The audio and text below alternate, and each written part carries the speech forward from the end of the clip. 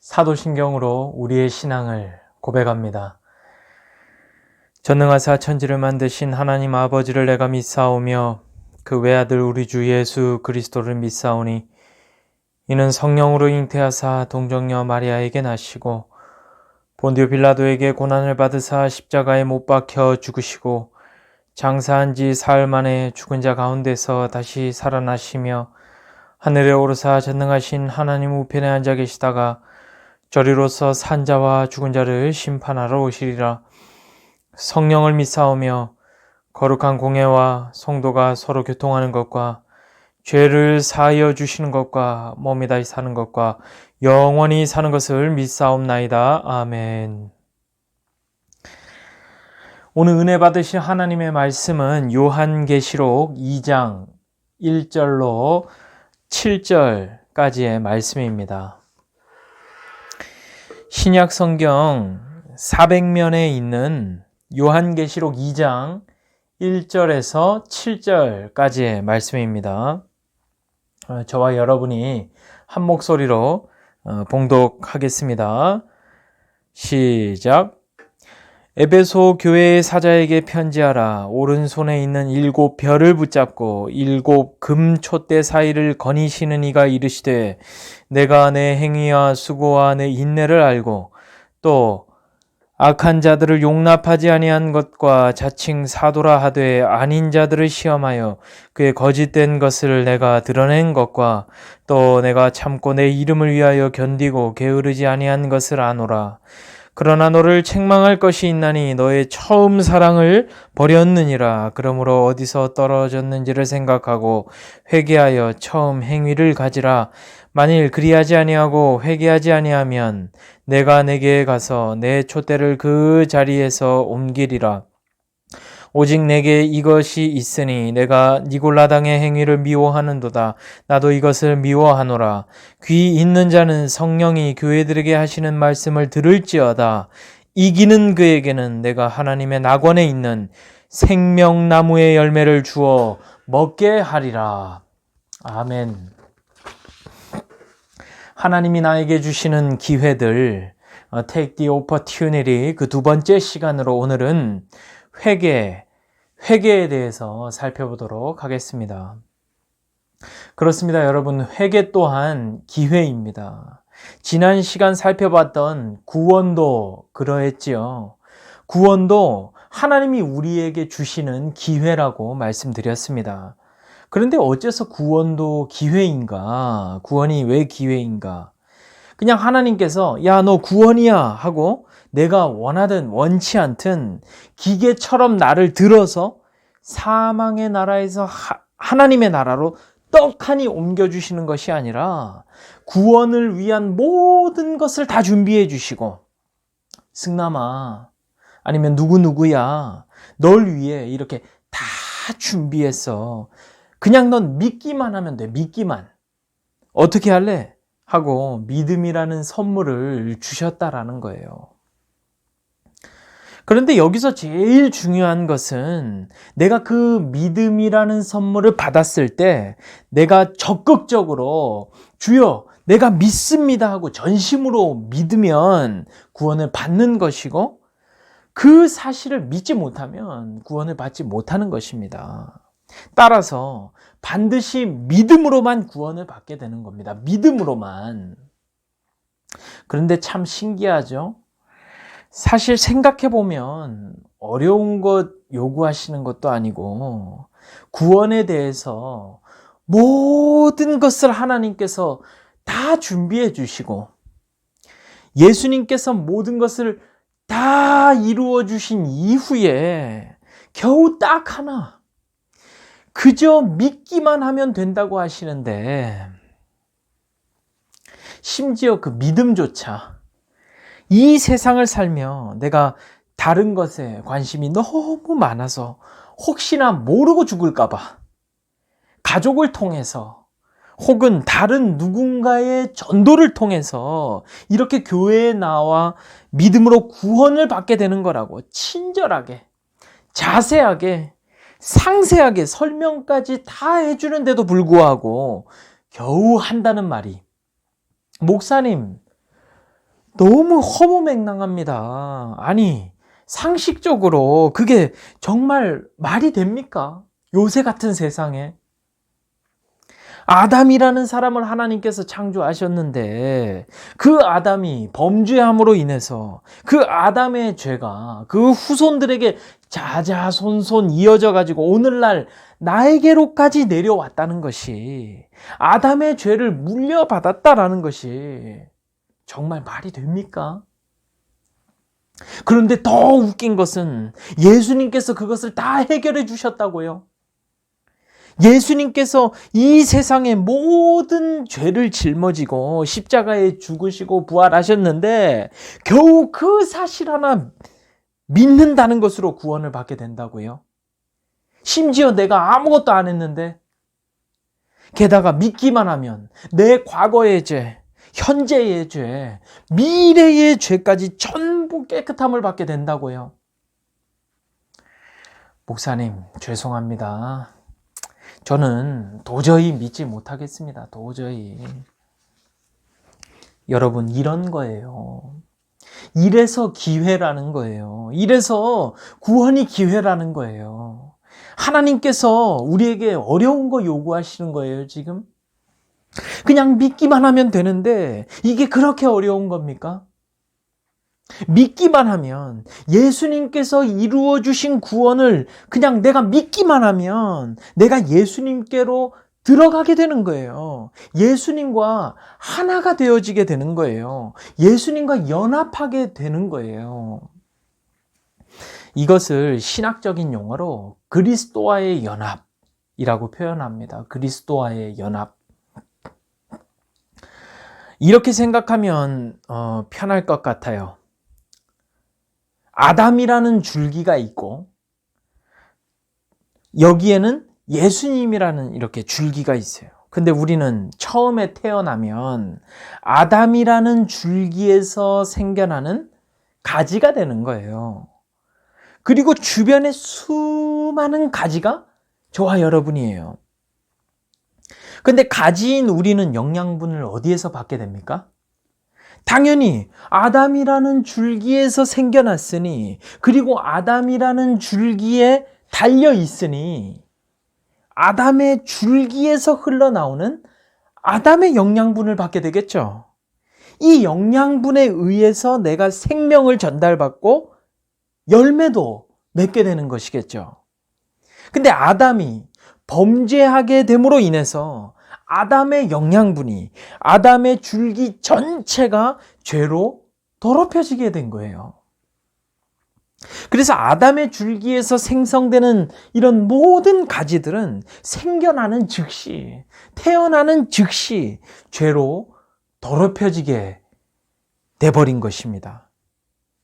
그래서 아담의 줄기에서 태어난 저는 제가 좋으나 싫으나 죄라는 영양분을 받게 된 죄인이라는 것이죠.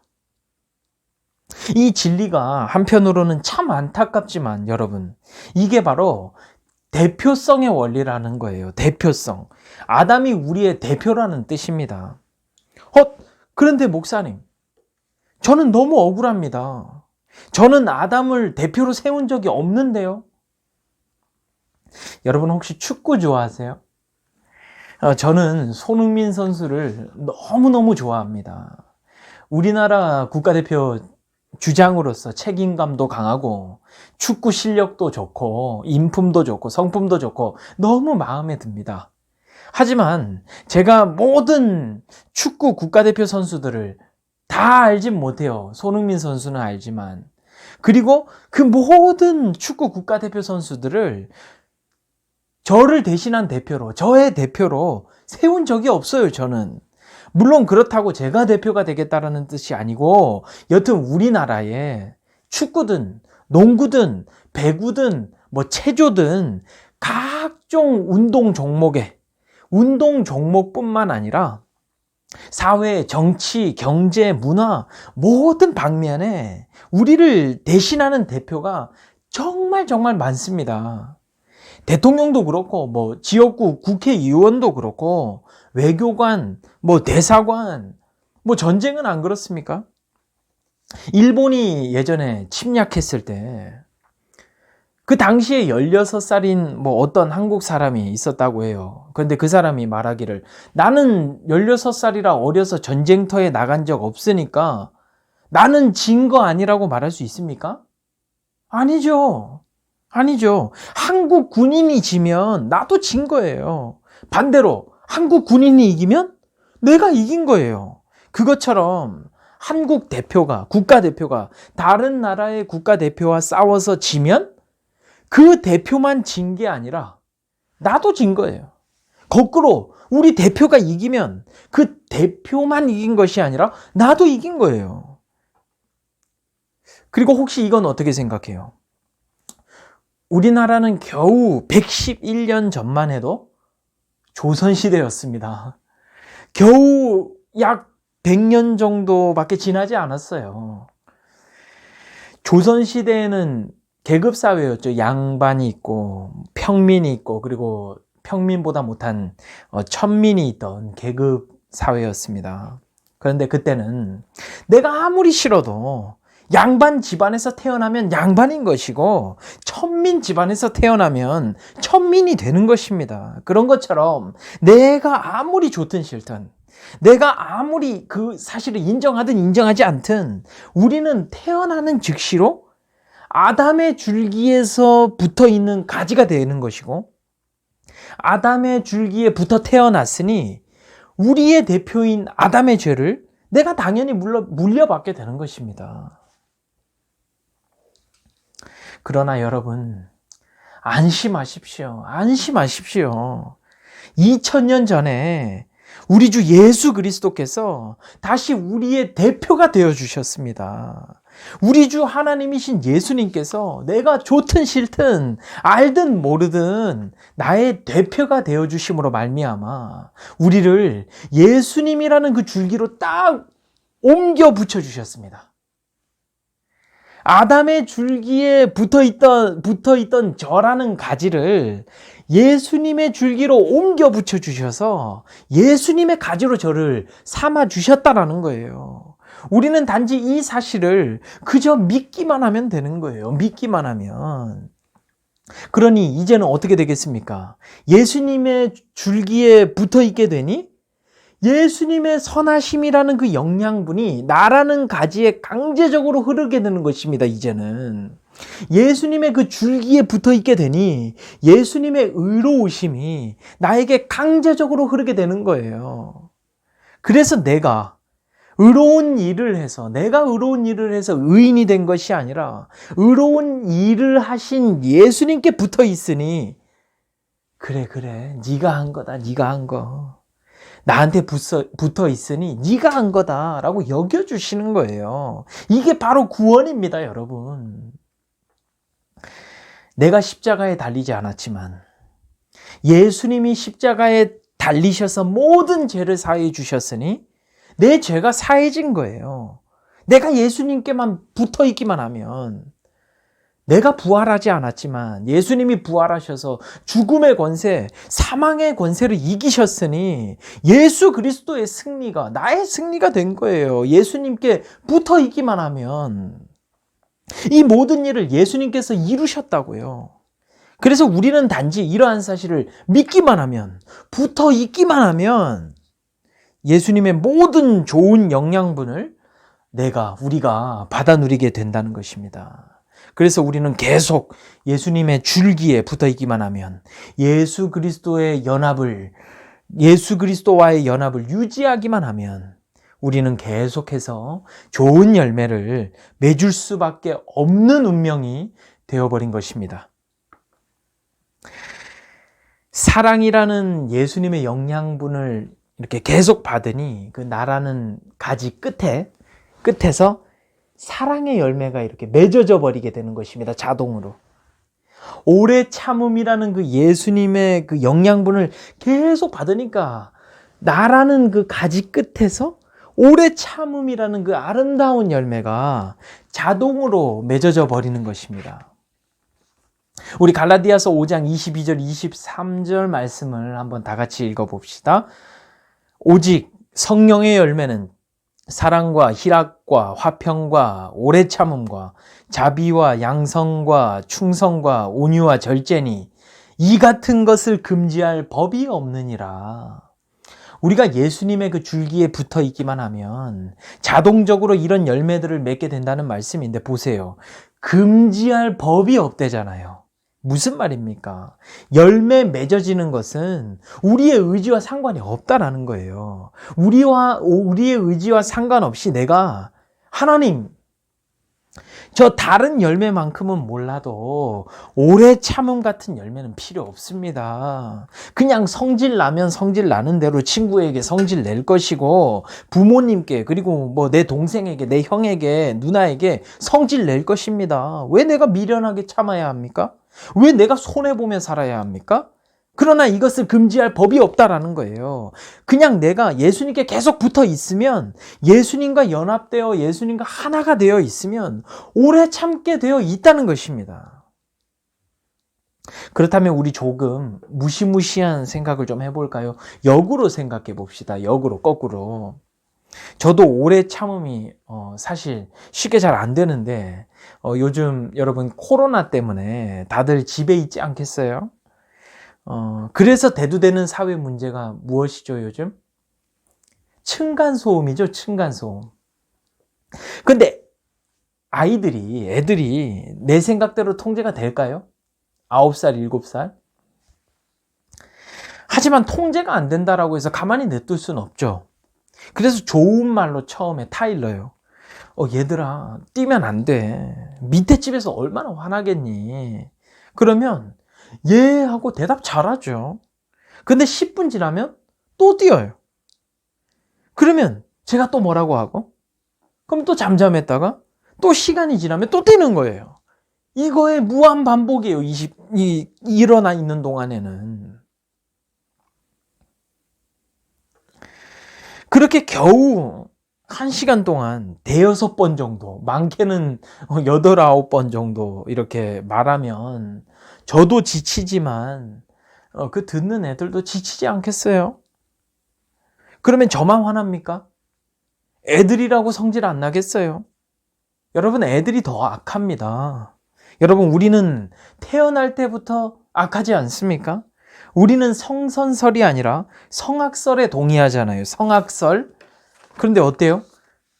처음에는 내가 아담의 줄기에서 붙어서 태어났지만 내가 예수님을 믿음으로 말미암아 예수님의 줄기로 옮겨 붙게 되면 처음에는 예수님의 오래 참음이라는 영양분을 많이 받지 못했기 때문에 예수님을 믿기는 믿어도 오래 참음이라는 열매가 맺어지지 않을지 몰라도 끈질기게 계속 예수님께 붙어 있다 보면 어떻게 되겠어요?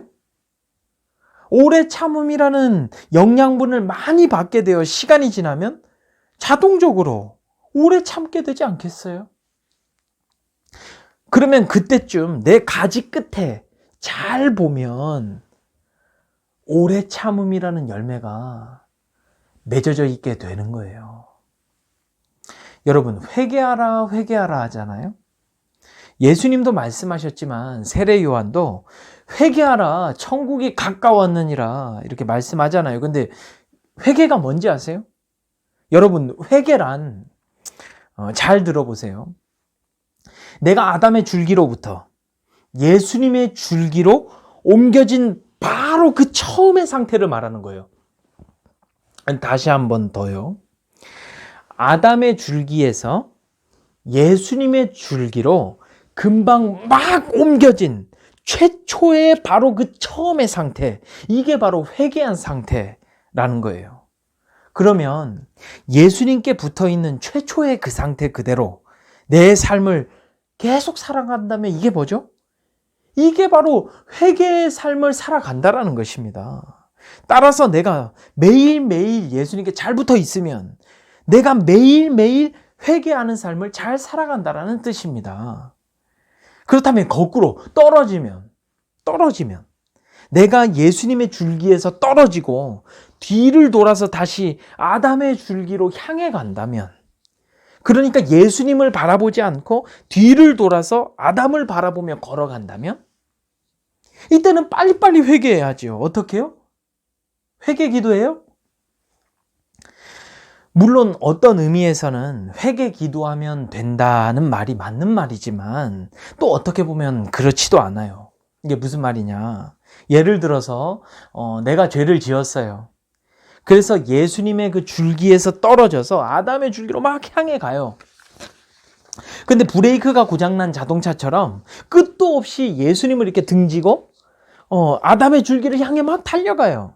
근데 어느 순간 막 달려가다 보니까 죄책감이 들어서 아 맞다. 회개 기도하면 되겠다. 회개 기도하면 하나님이 용서해 주신다고 하셨으니까 빨리 회개 기도해야지 하면서 주여 주여 용서해 주세요. 회개 기도는 하는데 내 행동은 전혀 변하지를 않아. 뒤를 돌아서 예수님을 바라보지를 않아. 행동도 어제와 똑같아. 그저 입만 주여 주여 용서해 주세요 막 나불대면서 행동은 계속 똑같은 죄를 저질러. 여러분 이거 회개 아닙니다. 입으로 회개 기도는 하고 있지만 회개한 거 아니라는 거예요. 마태복음 7장 21절 말씀 나더러 주여 주여 하는 자마다 다 천국에 들어갈 것이 아니요 다만 하늘에 계신 내 아버지의 뜻대로 행하는 자라야 들어가리라. 주여 주여 입으로만 회개 기도해봐야 용서받는 거 아니고 천국에 들어가는 거 아니래잖아요. 그러면 어떻게 해야 천국에 들어간다는 말씀입니까? 내 아버지의 뜻대로 행하는 자라야 들어가리라. 행동해야 된다라는 거예요. 실제로 내가 아담의 줄기를 바라보고 있으면 내가 실제로 내 몸을 틀어서 내 몸을 돌이켜서 예수님을 바라봐야 된다라는 거예요. 누군가에게 잘못했으면 내가 빨리 가서 그 사람에게 사과하고 누군가와 싸웠으면 빨리 가서 화해하고 무언가를 내가 훔쳤으면 물건 주인에게 찾아가서 용서를 구하고 변상하고 나쁜 건 내가 봤으면 앞으로는 더 이상 보지 않는 것. 이게 바로 예수님의 그 줄기에 붙어 있는 사람의 참된 회개라는 것입니다. 따라서 여러분, 예수님께서 회개하라, 천국이 가까이 왔느니라 말씀하실 때에 회개하라라는 의미는 믿지 않는 사람에게는 빨리 믿어서 예수님의 줄기로 붙으라는 말이 회개하라는 말이고, 이미 붙어 있는 사람, 이미 믿고 있는 사람들은 야, 지금 너희의 상태를 한번 돌아봐라. 너희 지금 그 예수님의 그 줄기에 잘 붙어 있느냐? 처음 상태 그대로 하고 물어보시는 거예요. 만일 예수님의 줄기로부터 조금 멀어져 있다든지 아니면 거의 떨어질랑 말랑 이렇게 하고 있는 상태에 있다든지 그러면 얼른 빨리 처음 상태처럼 딱 달라붙으라는 거예요. 우리 오늘 본문 말씀 4절 5절 우리 한번 읽어보겠습니다. 시작. 그러나 너를 책망할 것이 있나니 너의 처음 사랑을 버렸느니라. 그러므로 어디서 떨어졌는지를 생각하고 회개하여 처음 행위를 가지라. 만일 그리하지 아니하고 회개하지 아니하면 내가 너에게 가서 너의 촛대를 그 자리에서 옮기리라. 이게 무슨 말씀이냐면 이 예수님께서 에베소 교회를 향해서 책망하시는 거예요. 문책하시는 거예요. 에베소 교회야, 너 잘못한 거 있다라는 거예요. 그것이 바로 뭐냐? 너희의 처음 사랑을 버렸다라는 거예요.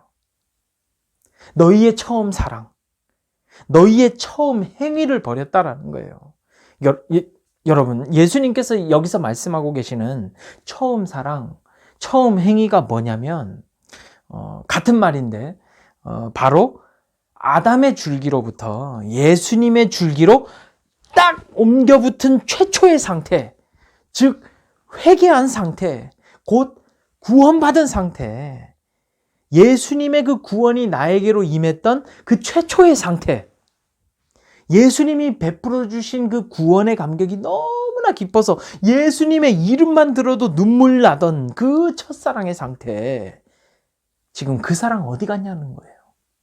나에게 붙어있던, 너 나한테 잘 붙어있던, 내 줄기에 잘 붙어있던 그 처음 행위 어디 갔냐는 거예요. 아담의 줄기로부터 이젠 내가 예수님만이 나의 구원자구나 생각하고 예수님의 그 줄기로 딱 붙었던 그 처음의 상태, 처음의 행위, 처음의 행동, 그거 어디 갔냐는 거예요.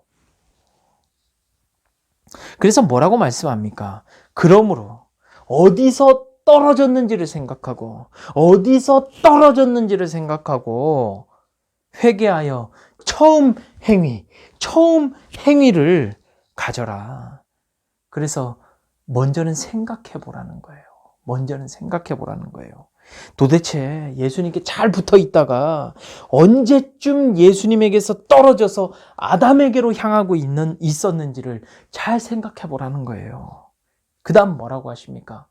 회개하라, 회개하라. 나에게 다시 만일에 떨어져 있다면 나에게 다시 잘 붙으라. 하루속히 나에게로 빨리 돌이켜라. 나에게로 빨리 돌아와라. 그리하면 우리 함께 읽어봅시다. 2장 7절 시작. 이기는 그에게는 내가 하나님의 낙원에 있는 생명나무의 열매를 주어 먹게 하리라. 여기서 말하고 있는 이긴다라는 의미는 나에게로 빨리 붙으면, 그러니까 예수님의 줄기로 속히 붙으면 이라는 말이에요. 이게 이긴다라는 뜻이에요. 그러면 어떻게 해주신다고요? 내가 예수님께 재빨리 잘 붙어 있으면 어떻게 해주신다고요? 내가 하나님의 낙원에 있는 생명나무의 열매를 주어 먹게 하리라. 이게 예수님께서 하시는 말씀이에요. 예수님께서 말씀하시기를 하나님의 낙원에 있는 네가 잘 붙어 있으면 생명나무의 열매를 주어 먹게 하리라. 여러분, 한승남이라는 가지가 예수님의 줄기에 잘 붙어 있으면 어떻게 되겠어요? 당연히 예수님의 그 풍성한 영양분과 예수님의 생명을 다 받아 누리게 되는 거죠.